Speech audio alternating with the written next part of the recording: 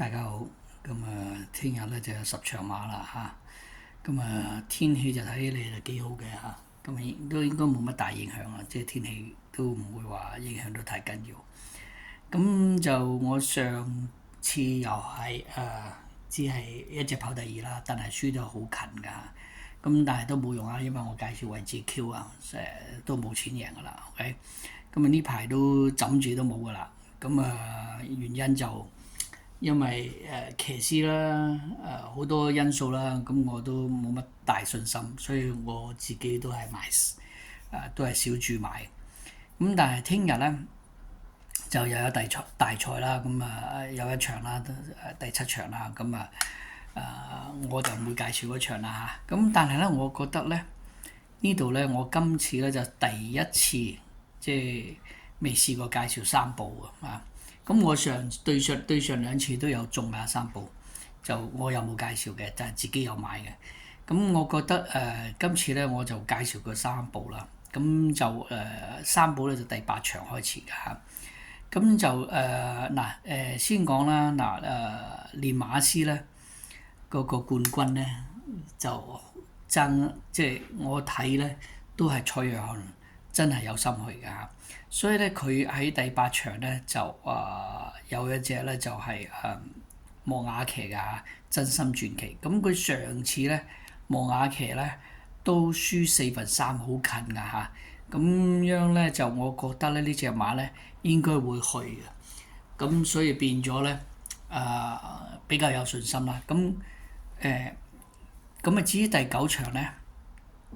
我就睇到個事事歡欣啦，咁呢隻馬咧出2次贏2次啦，應該都係好大機會贏㗎啦。咁所以呢隻係第2隻啦。咁就但係咧呢場咧，如果閣下咧我就會揀多2隻，一隻咧就係笑傲江湖啦，又係莫雅騎啦嚇。咁隻馬又係側身啦，啱啱又係贏完嘅。咁 OK，咁變咗咧呢兩隻馬有陣時碰碰撞撞啊，有咩意外啊，咁分分鐘就唔係1就係4啦嚇。咁但係咧，我會加多隻，咁加邊個咧？就加翻一隻比較冷啲嘅11倍英勇快車啦。咁咧就呢隻馬咧又係蔡約翰啦。咁我曾經都買過中過就蔡約翰嘅，連續3場就三寶有中過㗎。咁所以咧，我覺得佢咧但係呢個就唔使買咁重㗎啦，你買10蚊雞就得㗎啦。咁如果你唔要，就揀呢2隻都得㗎啦。OK，即係1、4。OK，咁第10場咧，咁唔使講啦，因為蔡約翰嗰度咧就隻安可啦。咁我覺得咧呢隻又係好大機會嘅。咁會唔會蔡約翰3隻一齊翻嚟咧？咁我就唔會買重嘅，只會買10蚊雞啦。咁其餘咧就嗰2隻咧，我或者會買重啲嘅。咁希望呢口第三口馬步可以中啦。咁咧就三寶啦，就係畫呢度啦。咁第8場啦，咁3、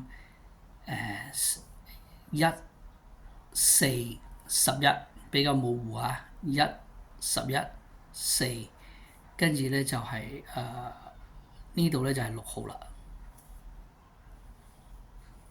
咁至於第9場呢度咧，咁你如果係唔要11號咧，你唔博冷咧，個機會博冷就梗係個機會率係細啲㗎啦。咁但係跑馬嘅嘢冇人知啊。